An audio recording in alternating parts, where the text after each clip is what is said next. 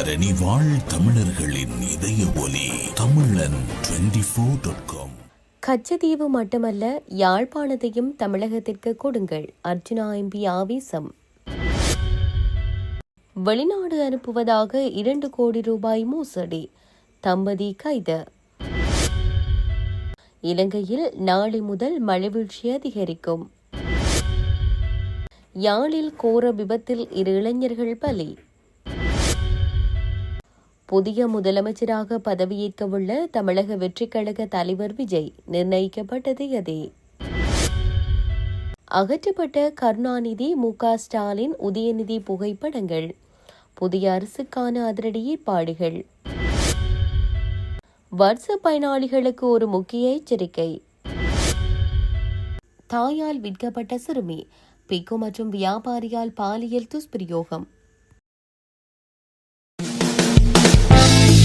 Swiss ஆஃப்ரிங்கன் நகரத்தில் குறைந்த விலையில் சிறந்த தரத்தில் உங்கள் வீட்டு தேவைகளுக்கான யாவும் ஒரே இடத்தில். Little Asia. இங்கே தாயகத்தில் இருந்து தரமான மரக்கறி, ஃப்ரெஷ்ஷான இறைச்சி, சுவையான மீன் வகைகள் மற்றும் ஆசிய, ஆப்பிரிக்க, தாய்லாந்தில் இருந்து இறக்குமதி செய்யப்பட்ட பலசரக்கு பொருட்கள் அனைத்தும் ஒரே கூரையின் கீழ். உங்கள் ஷாப்பிங்கை இனிமையாக்க 200க்கும் மேற்பட்ட கார் பார்க்கிங் வசதி. மேலும் ஹைவேயில் இருந்து வரும் 700 மீட்டர் தூரத்தில் மிக பிரம்மாண்டமான லிட்டில் ஏசியா எக்ஸோட்டிக் ஃபுட். இன்னும் என்ன யோசிக்கிறீங்க? இப்பவே வாங்க, கையோட அள்ளிட்டு போங்க.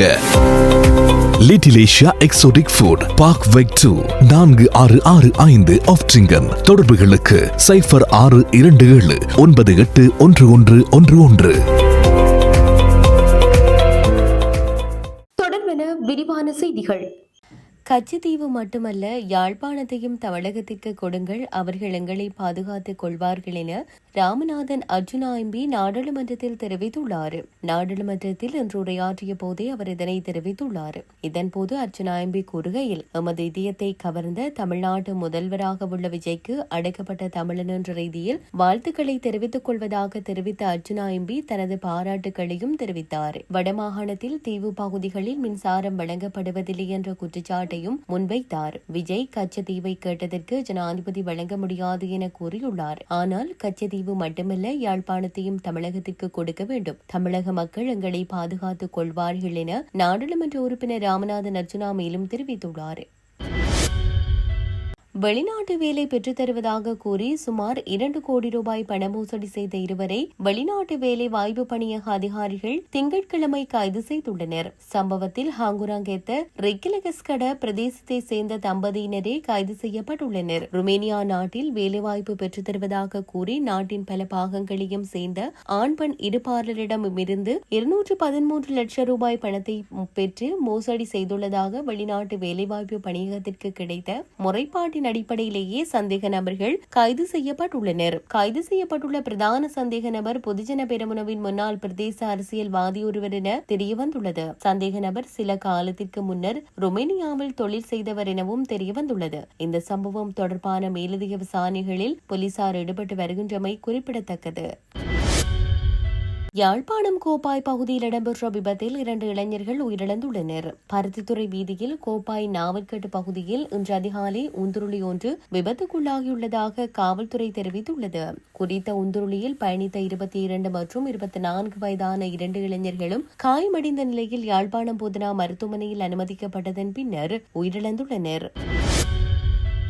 வாட்ஸ்அப்பை பயன்படுத்தி நடத்தப்படும் நிதி மோசடி குறித்து கணனி அவசரகால பதிலளிப்பு அமைப்பானது எச்சரித்துள்ளது. இந்தியாவில் இருந்து அழகான இந்திய பெண் ஒருவரை பயன்படுத்தி வாட்ஸ்அப் வீடியோ அழைப்பு தொழில்நுட்பத்தின் மூலம் நடத்தப்படும் பண மோசடி குறித்தே இவ்வாறு எச்சரிக்கை விடுக்கப்பட்டுள்ளது. இது தொடர்பாக ஏற்கனவே முறைப்பாடுகள் வந்துள்ளதாகவும், இந்த மோசடி செயலால் நீங்களும் பாதிக்கப்பட்டிருந்தால் உடனடியாக அருகிலுள்ள காவல் நிலையத்தில் முறைப்பாடு அளிக்க வேண்டும் என்றும் அந்த அமைப்பு தெரிவித்துள்ளது. எனவே அறிமுகமில்லாத நபர்களிடமிருந்து வாட்ஸ்அப் வழியாக வரும் காணொலி அழைப்புகளுக்கு பதிலளிக்கும் போது எச்சரிக்கையாக இருக்குமாறு அந்த அமைப்பு மக்களுக்கு அறிவுறுத்தியுள்ளது. இலங்கையில் நாளை முதல் மழைவீழ்ச்சி அதிகரிக்கும் என்று வளிமண்டலவியல் திணைக்களம் எதிர்வு கூறியுள்ளது. இலங்கைக்கு அண்மித்த பகுதியில் வெப்பமண்டலங்களுக்கு இடையிலான ஒருங்கமைப்பு வலயம் மற்றும் அதனுடன் தொடர்புடைய கீழ் வளிமண்டல குழப்பநிலை உருவாகக்கூடிய சாத்தியக்கூறுகள் காணப்படுவதால் இந்த மழைவீழ்ச்சி அதிகரிக்கும் என எதிர்பார்க்கப்படுகிறது. எதிர்கால முன்னறிவிப்புகள் மற்றும் வானிலை அறிக்கைகளை பொதுமக்கள் அவதானத்துடன் இருக்குமாறு கேட்டுக் கொள்ளப்படுகிறார்கள். தமிழக வெற்றிக் கழகத்தின் தலைவர் விஜய் முதலமைச்சராக பதவியேற்பது குறித்து இந்திய ஊடகங்கள் செய்தி வெளியிட்டுள்ளன.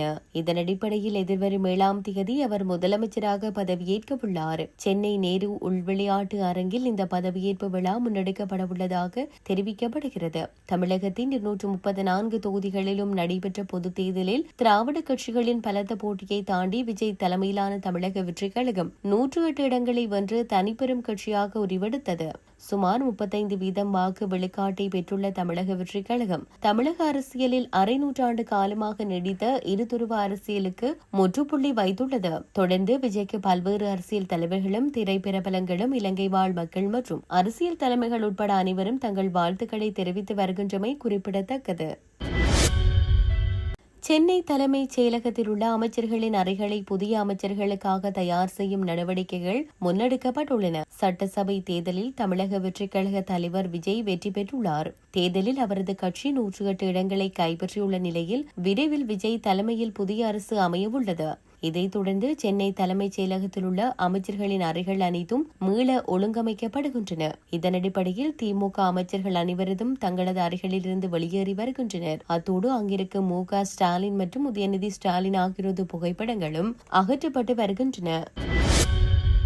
தமிழ்நாட்டில் கடந்த 30 வருடங்களாக இருந்த குடும்ப அரசியலை வேருடன் எடுத்த தமிழக வெற்றிக் கழக கட்சியினருக்கும் அதன் தலைவர் விஜய்க்கும் நாடாளுமன்ற உறுப்பினர் சிவஞானம் ஸ்ரீதரன் வாழ்த்து தெரிவித்துள்ளார். இது தொடர்பில் அவர் வெளியிட்ட பதிவில், தமிழ்நாட்டு அரசியல் வரலாற்றில் ஒரு பாரிய மாற்றத்தை ஏற்படுத்தி மிகப்பெரிய சரித்திர வெற்றியை பதிவு செய்து முதலமைச்சராக தெரிவாகியிருக்கும் தமிழக வெற்றிக் கழகத்தின் தலைவர் அன்பு சகோதரர் விஜய்க்கு எனது மனமார்ந்த வாழ்த்துக்கள். புதுமுக அரசியல் கட்சியாக புரட்சிகர அரசியல் பிரவேச ஆரம்பித்து பல்வேறு நெருக்கடிகளையும் சோதனைகளையும் கடந்து தமிழக மக்களின் ஒட்டுமொத்த ஆதரவை பெற்றுள்ளீர்கள். மக்கள் உங்களுக்கு வழங்கியுள்ள இந்த ஆணையை தமிழகத்தின் வளர்ச்சிக்கும் ஒடுக்கப்பட்ட மக்களின் உயர்விற்கும் பயன்படுத்துவீர்கள் என்ற நம்பிக்கை எங்களுக்கு உண்டு.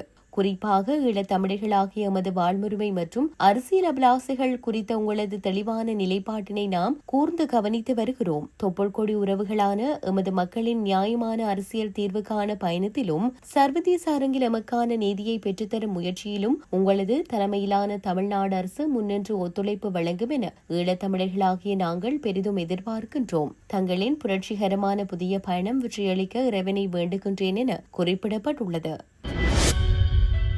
அனுராதபுரம் அட்டமஸ்தானத்துடன் தொடர்புடையதாக கூறப்படும் மூத்த பிக்கு ஒருவராலும் தம்புள்ளை வியாபாரி ஒருவராலும் 14 வயது சிறுமி ஒருவர் கொடூரமான முறையில் பாலியல் துஷ்பிரயோகத்திற்கு உள்ளாக்கப்பட்ட சம்பவம் தொடர்பான வழக்கு நேற்று அனுராதபுர நீதிமன்றத்தில் விசாரணைக்கு எடுத்துக் கொள்ளப்பட்டது.